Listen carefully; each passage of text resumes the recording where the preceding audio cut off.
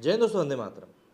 कांग्रेस की भारत जोड़ो यात्रा अभी तक उतने सुर्खियों में नहीं आई थी जितने की KGF 2 की म्यूजिक कंपनी ने जब उनको अपना गाना यूज करने के ऊपर कॉपीराइट एक्ट के तहत उनके ऊपर मामला किया, तब चर्चा में आ गई।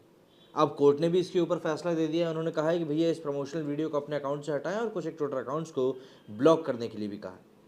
अभी क्या है पूरा मामला है, बस इसको ऐसे समझ लीजिए कि KGF 2 का जो इंट्रोडक्टरी सॉन्ग है उसको भारत जोड़ो यात्रा के एक प्रमोशनल वीडियो के तौर पर इस्तेमाल करते हुए उस वीडियो में इस्तेमाल किया गया था। अब क्योंकि वो प्रमोशनल वीडियो था तो ऑब्वियस सी बात है आपको उसके राइट्स खरीदने पड़ेंगे। लेकिन कई सारे यूट्यूब चैनल है जो कि इसके ऊपर आपत्ति उठा रहे हैं। वो बोल रहे हैं कि भाई ये पार्टी देखकर लिया गया एक तरफा फैसला है। मतलब मोदी की जो बीजेपी पार्टी है उन्होंने भी मोदी को रिप्रेजेंट करने के लिए कुछ ऐसे ही गानों का इस्तेमाल किया था इंस्टाग्राम की रील बनाते समय। लेकिन यहाँ पर समझने वाली बात यह है कि भले ही वो गाना बीजेपी ने यूज़ किया था, लेकिन उन्होंने यूज़ किया था इंस्टाग्राम की रील में। और इंस्टाग्राम की रील्स का अगर किसी को थोड़ा बहुत भी अल्प ज्ञान हो तो उनको ये बताना काफ़ी होगा कि आपको ये समझना पड़ेगा कि इंस्टाग्राम की रील्स में आप लोग गानों का उपयोग कर सकते हैं, क्योंकि उन दोनों का टाइप होता है कि भैया हाँ उनके गाने इसके ऊपर यूज़ किए जा सकते हैं रील बनाने में। लेकिन एक प्रमोशनल वीडियो बनाने जो कि आप अलग अलग प्लेटफॉर्म पे डालने के लिए आप सेपरेटली बना रहे हो, वो एक टोटल अलग एंटाइटी हो जाती है। और अगर आप एक रील बना रहे हो वो एक अलग एंटाइटी हो जाती है। लेकिन अधिकतर लोगों को इस बारे में पता नहीं होता, इसलिए लोग बोल रहे हैं कि भैया मोदी के ऊपर इन लोगों को केस करने में डर लगता है, लेकिन देखिए राहुल गांधी के ऊपर केस कर दिया।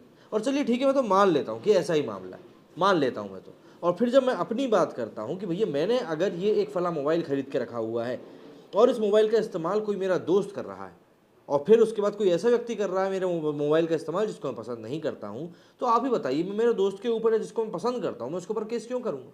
मुझे पता है ना कि वो उसका गलत इस्तेमाल नहीं करेगा, लेकिन जो मुझे पसंद नहीं है हो सकता है वो गलत इस्तेमाल कर ले, और फिर मेरी मर्जी, मैं किसके ऊपर केस करना चाहता हूँ किसके ऊपर नहीं चाहता। तो यहाँ पर किसी की मंशा के ऊपर आरोप लगाने का तो कोई मतलब ही नहीं होता। भैया उन्होंने केस किया, कोर्ट ने आदेश सुना दिया।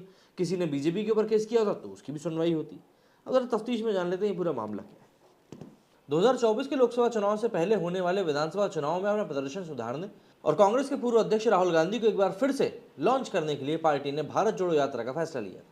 वैसे विधानसभा चुनाव में कांग्रेस का प्रदर्शन सुधरेगा या नहीं, इसका फैसला समय आने पर हो जाएगा, लेकिन राहुल गांधी के मेकओवर की कांग्रेस कोशिशें एक बार फिर से मुंह के बल गिरती नजर आ रही। दरअसल राहुल गांधी की भारत जोड़ो यात्रा ने बीते महीने तेलंगाना में प्रवेश किया था और उस दौरान कांग्रेस के वरिष्ठ नेता जयराम रमेश ने 2 वीडियो शेयर किए थे, जिसमें से कि एक में कन्नड़ सुपरस्टार यश की फिल्म KGF 2 का गाना इस्तेमाल किया गया था, जिस पर KGF 2 के गानों का कॉपीराइट अधिकार रखने वाली MRT म्यूजिक ने राहुल गांधी समेत कांग्रेस के 3 नेताओं पर कोर्ट में केस दर्ज कर दिए। आसान शब्दों में कहें तो राहुल गांधी तो रॉकी भाई बनना चाहते थे, लेकिन KGF वालों को यह मंजूर नहीं था। 2014 के बाद से ही कांग्रेस लगातार सिमटती जा रही। लोकसभा चुनाव में लगातार 2 बार मिली हार और कई राज्यों में सत्ता खोने के बाद कांग्रेस का कई राज्यों में तकरीबन सुपड़ा साफ हो चुका है। लंबे समय तक कांग्रेस के पास पार्टी अध्यक्ष भी नहीं था। हालांकि बीते महीने ही कांग्रेस के मल्लिकार्जुन खड़गे के तौर पर एक नया कांग्रेस अध्यक्ष मिल गया है, लेकिन खड़गे पर भी गांधी परिवार का वरदहस्त होने की चर्चाएं जोर है। दरअसल 2019 में कांग्रेस अध्यक्ष पद छोड़ने के बाद से राहुल गांधी किसी भी विधानसभा चुनाव में पार्टी की राज्य में सत्ता लाने में कामयाब नहीं हो सके थे, और 2024 के लोकसभा चुनाव से पहले ये बात राहुल गांधी के लिए एक बड़ी कमजोरी के तौर पर उभरी थी। दरअसल भारत जोड़ो यात्रा का मूल उद्देश्य राहुल गांधी का नाम 2024 के लिए कांग्रेस की ओर से प्रधानमंत्री के उम्मीदवार के तौर पर आगे बढ़ाने के लिए किया जाना है, क्योंकि साझा विपक्ष के लिए तमाम कोशिशें करने के बावजूद कांग्रेस को सभी विपक्षी पार्टियों का सहयोग नहीं मिल पा रहा है। अरविंद केजरीवाल, ममता बनर्जी, नीतीश कुमार जैसे कई बड़े नेता खुद को साझा विपक्ष के PM कैंडिडेट के तौर पर देख रहे हैं, जबकि कांग्रेस समेत UPA के चेयरपर्सन सोनिया गांधी का यही मानना है कि राहुल गांधी ही अगले लोकसभा चुनाव में पार्टी की ओर से PM कैंडिडेट हो सकते हैं। और यही एक बड़ी वजह है कि भारत जोड़ो यात्रा में किसी फिल्म की तरह ही emotions, drama, action, twist and turn जैसे सारे मसाले मिलाकर राहुल गांधी को रॉकी भाई के तौर पर पेश किया जा रहा है। अब KGF फिल्म ने दुनिया भर में तकरीबन 1250 करोड़ रुपए कमाए थे और ये फिल्म सबसे ज्यादा कमाई करने वाली भारतीय फिल्मों की सूची में टॉप 5 में शामिल है।